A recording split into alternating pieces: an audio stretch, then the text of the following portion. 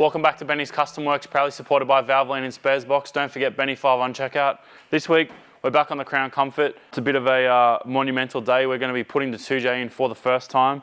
Now, the engine that's going in the car is the actual engine that will end up in the car permanently. So today, we're basically just going to make engine and transmission mounts, look at how the 2J actually fits and interacts with everything else in the bay, find the best position for it. I am actually going to try and use either the Crown Comfort transmission crossmember or the Aristo transmission cross or the GS161 crossmember, just to sort of ease it up a little bit. And the other thing is we're not going to actually be using that transmission long term anyway. So we're basically just kind of looking at where everything's going to sit today, and we will make the engine mounts hopefully by the end of the day, at least get them tacked up together. So yeah, we'll kind of get all that mocked up, get it in there, and then we can start looking at other bits and pieces. What we've actually got to remove from the bay, if there's things we've got to cut out of the car. Looks like this battery tray is going to have to come out. That's going to be in the way. There's also some other bracketry on the driver's side that's going to be in the way as well. So going to kind of plan what's going to come out of it. I don't think we'll actually strip a lot of it out today, because I've kind of decided that we're actually just going to completely rewire this car. It will add some time to the job, but I feel like there's so much extra wiring and stuff that's going to just be redundant in this car because of the hybrid system. So unfortunately, when Toyota make these GBS 12 Crowns, they're still a completely integrated wiring harness. I was kind of hoping maybe because they're a bit of an add-on thing that Toyota would run sublooms. Unfortunately, that's not the case. And the whole car is just going to have tons and tons of extra wiring that's kind of just going to sit there unless we completely delete it. So yeah, I think the easiest thing is going to be just maybe go an XSR5 and a PD16. That'll run the whole car. We'll be able to run a keypad, so we'll be able to control things like hazard lights and wipers via the keypad. And yeah, we'll just basically clean up the whole thing and make it much more functional as well as being neater. So yeah, there's tons and tons of work to do on this car still as well. So yeah, hopefully we'll try and get a bit of a game plan shelled out by the end of the day. I do want to get the engine and transmission mounted. The next step from after getting the engine and transmission mounted is it will go away and get the diff and the cage done. While that's happening, we can hopefully get the engine on the build on the go as well. So yeah, trying to do multiple things at once to keep both sides of the project moving along so it can come together. We're also going to get some parts from Hypertune sooner or later. We've got a plenum, I think from memory, some rock covers and some other bits and pieces that Pete's putting together for us too. So it should be pretty cool. But yeah, tons of work to do. Let's dive on in. I'm just getting the 2J ready to put into the car. I've decided rather than just sling it in as it is, I'm going to remove all the things that we're not going to use, like this wiring harness and probably the heater hard lines and all sorts of other random bits and pieces, because they're just A, they're going to be in the way for what we're trying to do today, and B, we're not going to use them anyway. So just going to kind of tear it down and get rid of any stuff that's not going to be needed going forward, because there's just so much on this engine at the moment. It's going to hinder us making things like engine mounts and being able to sight positioning and stuff. So there's no way I'm going to use that wiring harness anyway, so might as well just turf it and keep on going with new bits and pieces later on. Tough Mouths don't currently do a GBS 12 Crown to 2J conversion kit. However, if there's enough demand, they may do it, lol. But shout out to Jace, he sent me this 2J kit, which is actually to put a 2J into a VL. So this comes with the block brackets. Obviously they're pretty basic, pretty straightforward to see what's going on there. However, what he has sent me, which makes this a universal kit as opposed to the bolting kit, is the weld-on tabs. Now these are basically the tabs they would normally send in a, well, I'd assume most of their universal kits. The LS kit and the Barra kit that I've got in stock come with these. So if you ask Jason nicely enough, he'll build you a universal kit for whatever engine mount combo they've got.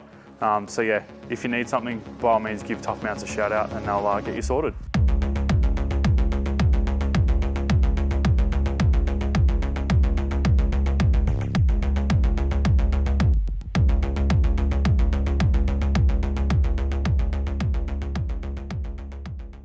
When you're making your engine mounts, especially if you're using Tough Mounts, a lot of them actually come with slotted holes. So when you're bolting it up to the block, make sure that you lift it all the way up before you tighten it up, so that if for whatever reason when you're installing the engine it basically can't settle and touch something. So if you're in the full up position, when you're making your mounts and measuring your cross member clearance and whatnot, you're not going to have any issues.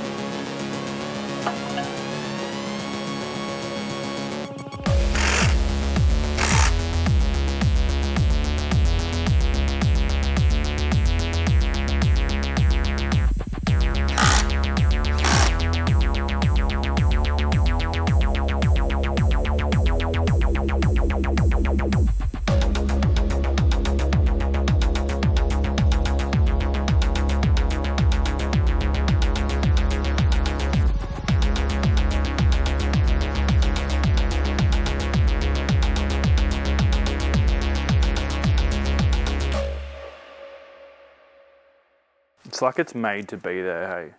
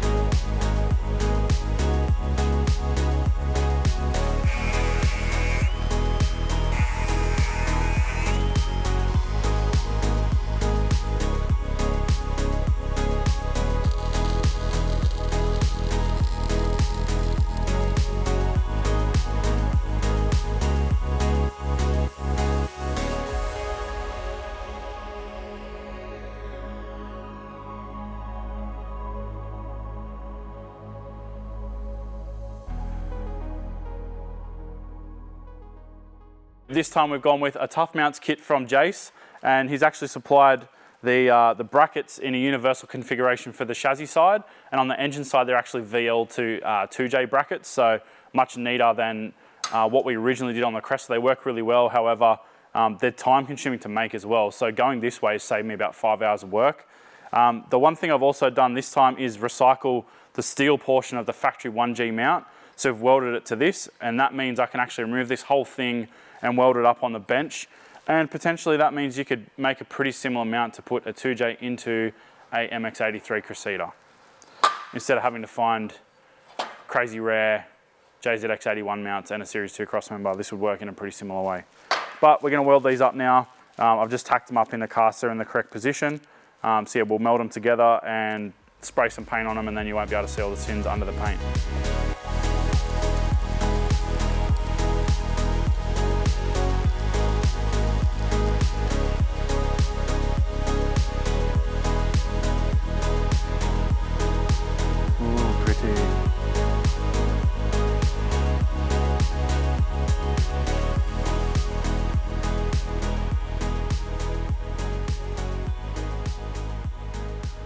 Level. Hopefully the time belt's level. Wouldn't that be awkward if the thing I used to level the engine wasn't level?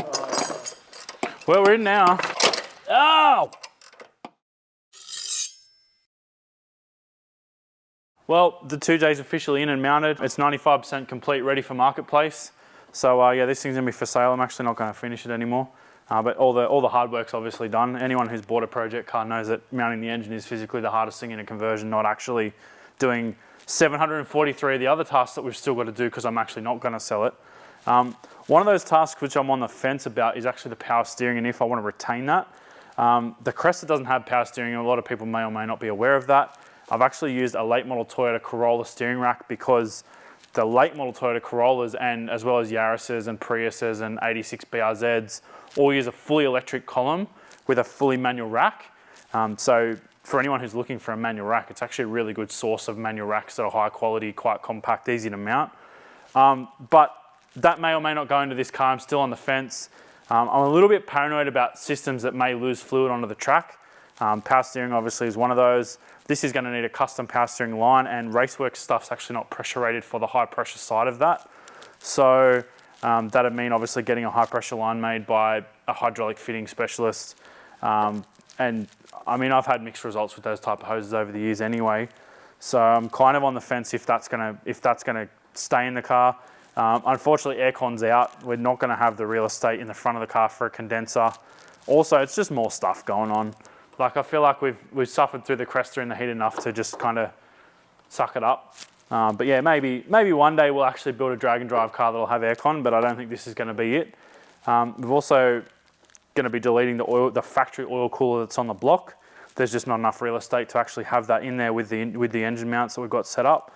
So yeah, there's lots of stuff that we're kind of going to have to tweak and move around. But yeah, there's still a lot of things to do because 95% complete's not 95% complete. But yeah, stoked with the outcome today. Massive thanks to Tough Mounts and Jace for sending us the kit. Stay tuned for the build. It's going to be a long one. This isn't going to be a quick thing. We will be outsourcing some of it, like the cage and the rear end. We'd be covering that, but obviously in limited capacity. If it's outsourced to another shop, it's hard for us to go out there and film a lot of it. However, we will try and cover as much of that as possible. But yeah, it's going to be tons. Keeping on. Other thing, I think we're going to completely rewire the car because there's just too much going on. I think I already mentioned that actually, but yeah, all the wiring needs to be redone because half the hybrid system's still here and it is fully integrated. But that's enough. Thanks for watching, guys. We'll see you next time.